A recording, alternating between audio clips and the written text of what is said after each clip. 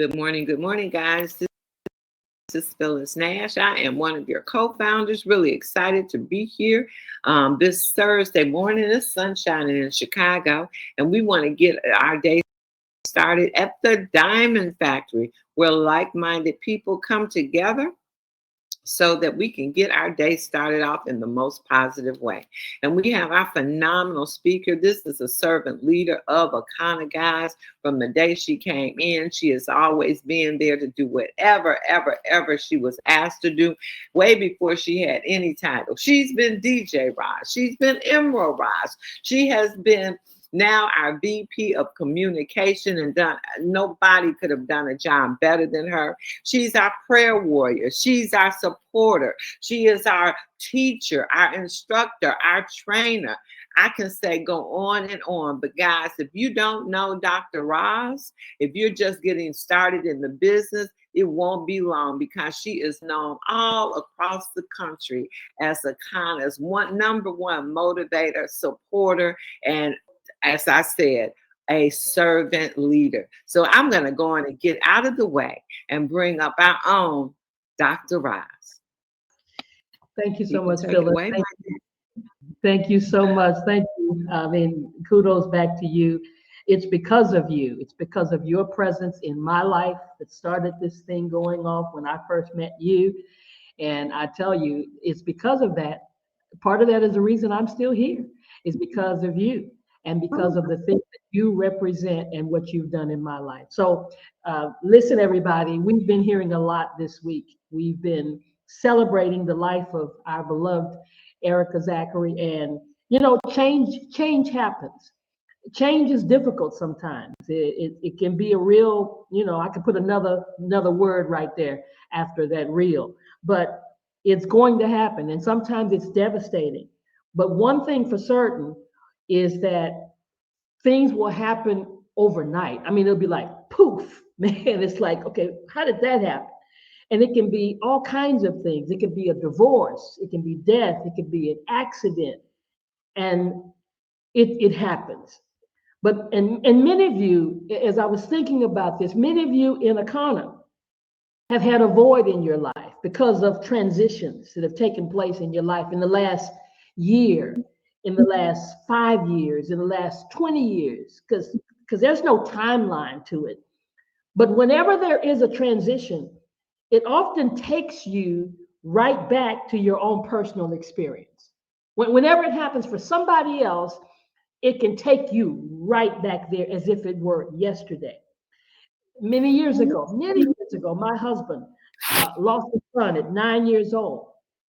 And he says he didn't even cry at the funeral, but one day he saw a baseball bat months later that he used to play with his son, and tears just came from everywhere, flowing.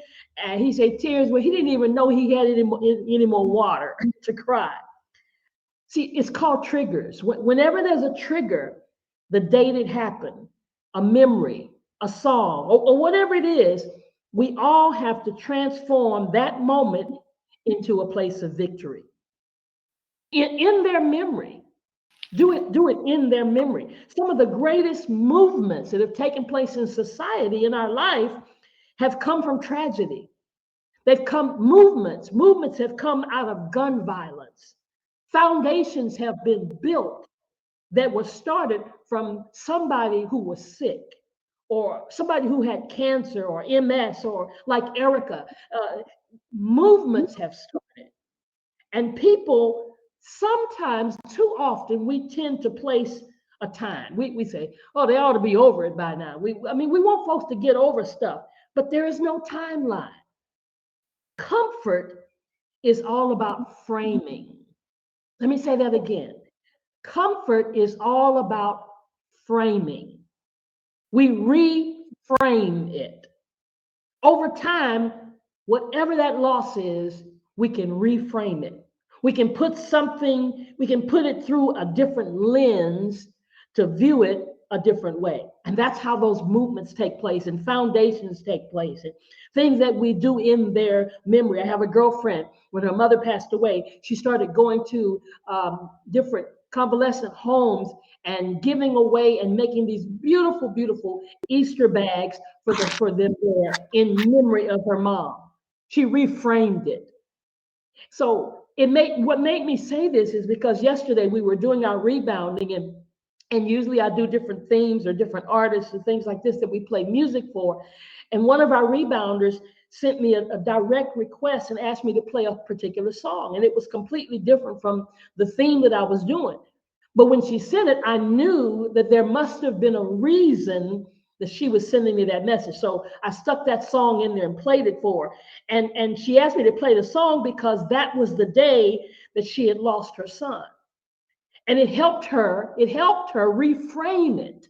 It helped her do something in the memory of her son. The other day, one of our leaders told me that they went to church and listened to some music at a concert that was playing that helped her to reframe the day she had lost her sister. So it's been said that people like Erica, like Fontaine, like TJ, it's been said that people come into our life for a reason, a season, or a lifetime. Now, that's what's been said. So when someone is in your life for a reason, it usually means that they come to meet a need. They have come to assist you through maybe a difficulty. Maybe they've lent you some money to provide you with guidance and support, to aid you physically, emotionally, and spiritually. They seem like a godsend. I mean, God just sent you for this period of time. And they're there for a reason. And you need them right then. And then without any wrongdoing on your part or their part, it's like, okay, they're gone. The relationship ends. And then there are people who are there for a season. They say they're there for a season because your turn has come to share and to grow or to learn. And they bring you an experience of peace, and they make you laugh, and they may teach you something you've never done before, never known before. And they usually give you an unbelievable amount of joy. And believe it, it's real. But it's only for a short period of time. And then there are people who come for a lifetime. They say that their lifetime relationships, they teach you lifetime lessons, things that you've got to build upon in order to have solid emotional foundation. Their job is our job is to accept the lesson and love the person and put what you've learned into action.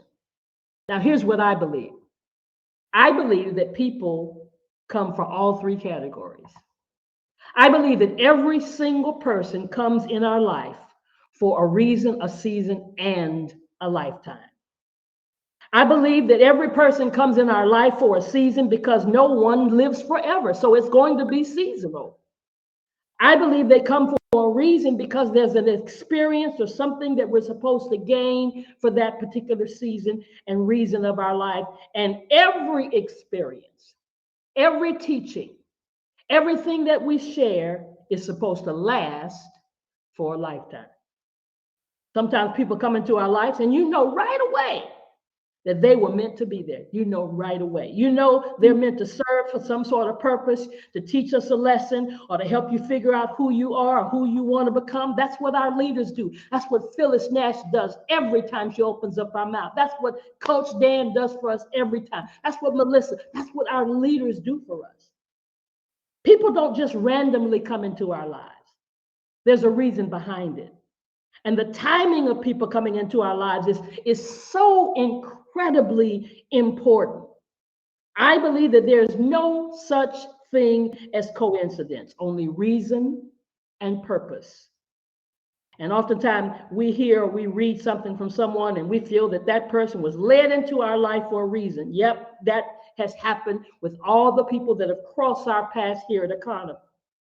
And sometimes it's a message. Sometimes you can just watch something on television. Sometimes you can just listen to a video and that message resonates with you in such a way in that particular time, in that particular season, and there's a reason, and you will gain from it for the rest of your life.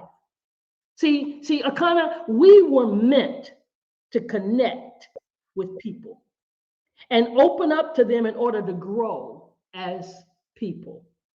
And sometimes we're meant to meet somebody to inspire them. Sometimes we're meant to meet somebody to become a better version of ourselves. So Here's what I need you to do today. Thank those who have taken an interest in your life. Thank those who have crossed your path, whether they've stayed or they left. We have been impacted by those who have touched our heart. Yeah, life throws obstacles. It throws obstacles at us, and at least for me, it seems like those influential people come into my life during the toughest times. And sometimes people have an impact in our life for just a few short weeks. But here's the thing that I understand. Sometimes we lose sight of our goals and what really matters. Sometimes we get too comfortable. We often say this when we're talking about Coach Dan because he's world renowned and he travels all over the world and he blesses people, and we have him here, as Phyllis said yesterday, every single week, even the weeks he can't make it because he's somewhere in the world. The same thing transpires not only for him, but for people like our phenomenal Phyllis Nash. We take for granted. We don't realize how powerful, how so important. And when they come in contact, as they did when they went to that funeral in Atlanta, and they see all the people that they have been shoulder to shoulder with, that some of us see on television and we hear on videos, and they know them by first name. Do we really understand how powerful the people that we have in our lives? We get comfortable and we get distracted to actively appreciate the people in our lives. Yeah, that man that you sleep next to every night that gets on your nerve, that woman who's spending too much of your money. What if they weren't there? Go through the mental process without them and then wake up and realize they're still here. And then say, thank you. Every person who crosses our path is important. Every person that we come shoulder to shoulder with here at Akana Nation is important in his or her own way, and their significance should not be ignored if we want to grow and succeed in our own lives. So I'm going to ask you this morning, who has come into your life that you need to thank? Reach out to them this week and let them know the impact they've had on your life. That's your challenge. And pay attention. Pay attention to the reason someone is in your life and the impact that they're making. Give them their flowers while they yet live. And in closing, remember this. Remember, you've got a purpose. You do. There's a reason you're here.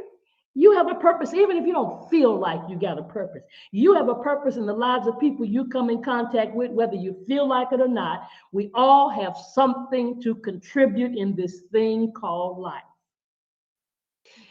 I'm old school, y'all. Ashford and Simpson had a song that they wrote and produced. Diana Ross sang it. They were inspired by the social and political climate of the 60s and the 70s, and they wanted to create a song that would inspire unity and compassion and empathy among the people the things that were going through at that particular time. And the song that Diana Ross sang, there was a verse, she said, take a little time out of your busy day to give encouragement to someone who's lost their way. Or would I be talking too strong if I asked you to share a problem that's not your own? We can change things if we start giving. Why don't you reach out and touch somebody's hand? Make this world a better place if you can. She said, reach out and touch somebody's hand. Make this world a better place. There's another verse. Verse says, if you see an old friend on the street and he's down, remember his shoes could fit your feet. Just try a little kindness and you'll see it's something that comes very naturally. And as I thought about that song, I had to not leave this without giving you an old gospel hymn.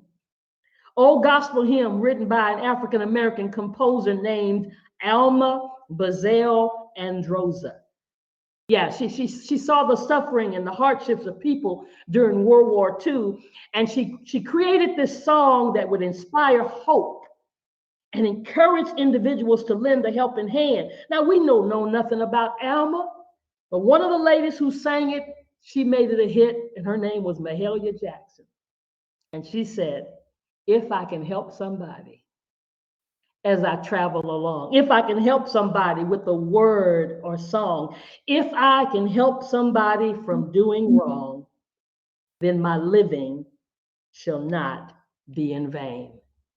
So today, Akana Nation, Akana family, today and every day, reach out, touch somebody's hand, stop thinking that you aren't making a difference, remove that programming in your thought life and pay attention to the reason someone is in your life and the impact. Tell them thank you. Back to you, Phyllis. Wow, wow, wow, girl. You just dropped the mic this morning. It is not anything I can say to make that better. So, guys, Akana Nation, go out and make somebody's life different. Make a call. When she said that, I thought of several people that'll be getting a phone call from me. And so, with that being said, guys, go out and push. And we'll see you back here tomorrow. Tell your people to get on the line. This is life-changing information we share, and it'll definitely get your day off to a great start. Bye now.